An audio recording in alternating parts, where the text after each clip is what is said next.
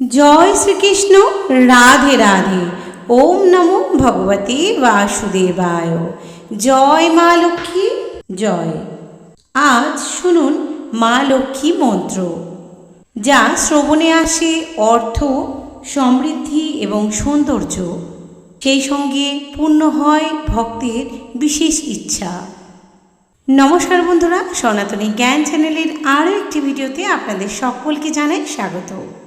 আজকের এই বিশেষ ভিডিওতে মা লক্ষ্মীর একটি বিশেষ মন্ত্র তুলে ধরলাম। বিশেষ করা হয় এই মন্ত্র বাচ্চা থেকে বড় প্রত্যেকে পাঠ এবং শ্রবণ করা অত্যন্ত দরকার। কারণ এই মন্ত্র শুধু অর্থ নয়, শুধু সুখ সমৃদ্ধি নয়, সৌন্দর্য এবং ইচ্ছা পূরণও করে থাকে।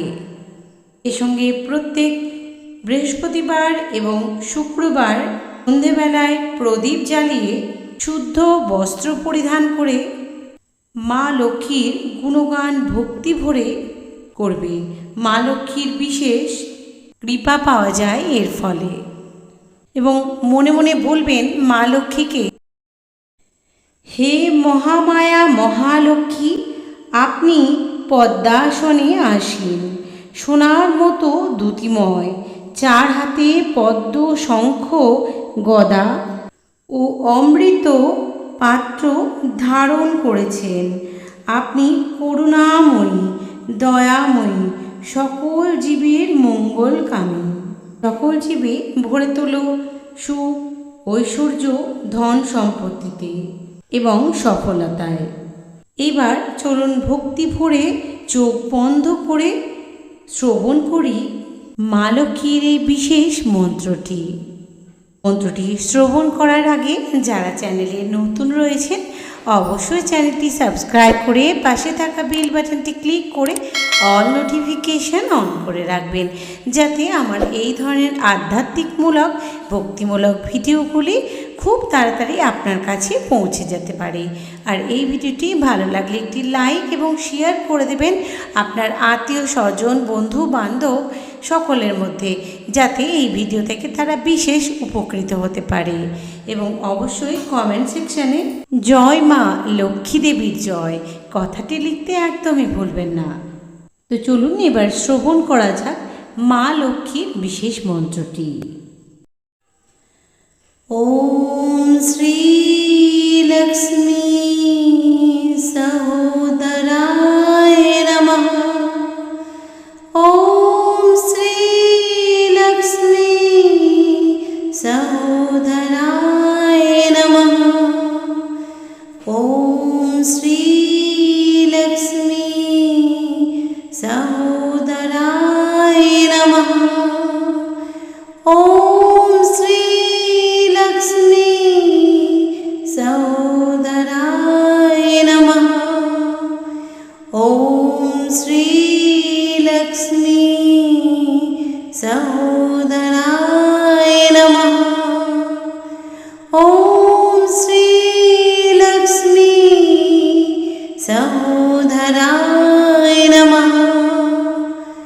ওম শ্রী লক্ষ্মী সহোদরায় নমঃ। ওম শ্রী লক্ষ্মী সহোদরায় নমঃ।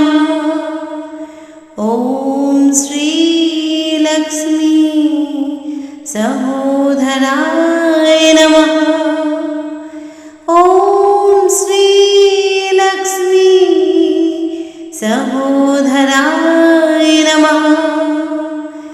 ওম শ্রী লক্ষ্মী সহোদরায় নমঃ। ওম শ্রী লক্ষ্মী সহোদরায় নমঃ। ওম শ্রী লক্ষ্মী সহোদরায় নমঃ। ওম শ্রী লক্ষ্মী সহোদরায় নমঃ।